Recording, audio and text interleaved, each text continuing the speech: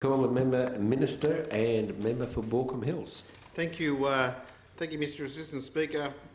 It is with a heavy heart that I inform the House this evening of the passing of a very dear friend of many members of this place, Bill Galvin, OAM. It is burdensome at best to appear before this chamber to attempt to pay tribute to Bill in words.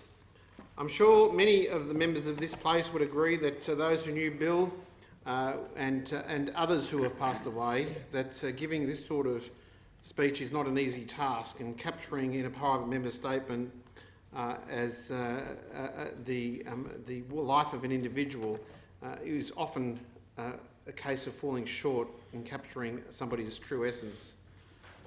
I must confess that I've known for certain that we never lose people we love, even to death, and in Bill that is certainly the case. But they live on, and in Bill's case he does. He regenerates in every thought that we have, every action that we make, and the choices that we do in our own journeys. Bill was an unforgettable individual, and I find solace in the fact that I appreciate the life that he lived and in the meaningful way that he made a contribution to the hotel, hospitality and tourism industry. That being said, I would like to dedicate this evening's private member statement to not only Bill, but those who inspired his contribution, were inspired by him and his contribution to tourism and travel. In the words of Bill Galvin's close friend, the Reverend J. Bassick, who was a mutual friend of Bill's and mine, he said,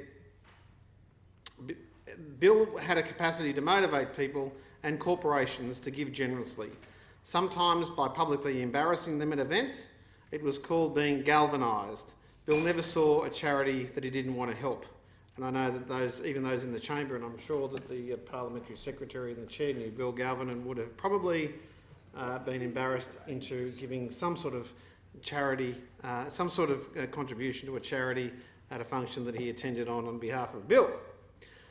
In the time that I knew Bill, initially through my role as the Deputy Chief Executive of the Australian Hotels Association here in New South Wales, his unwavering devotion towards family and friends, coupled with his unswerving commitment to charitable causes in private life, was exemplary.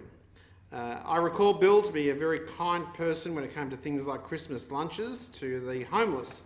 He actively supported the Sydney City Mission Foundation, which was headed up by former Prime Minister Bob Hawke, John Singleton, Alan Jones, and he involved himself with Diabetes Australia, donating what I believe to be a significant amount of money to the condition that plagued his ill health.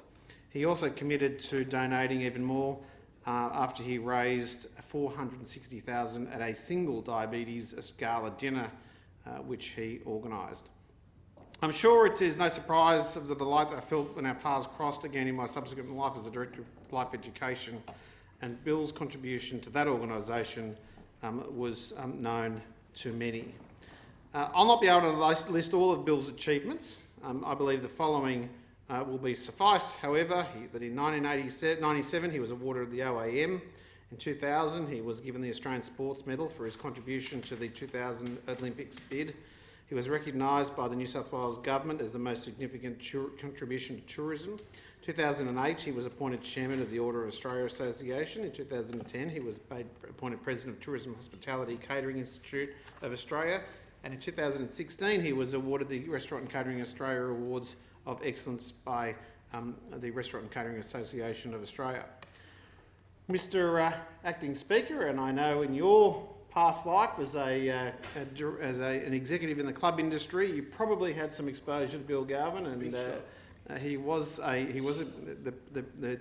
Assistant Speaker was a big shot in the club industry, and nobody knew Bill better than the club industry, because if you walked into an established club in Australia, in New South Wales, or a five-star hotel in Sydney, the chances are that the hotel or the club concierge, the chef, the maitre d', or if you were really lucky and you went to a prominent Sydney restaurant and you had a sommelier, Bill trained them. And you were felt special because they all knew Bill Galvin, OAM.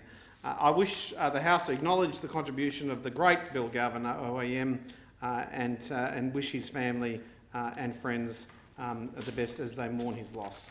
Yeah, look, I'll just call the Parliamentary Secretary. Thank you, Mr Speaker. Can I commend the member for Baulkham Hills and Minister on his fine You words can indeed. tonight in honour of Bill Galvin.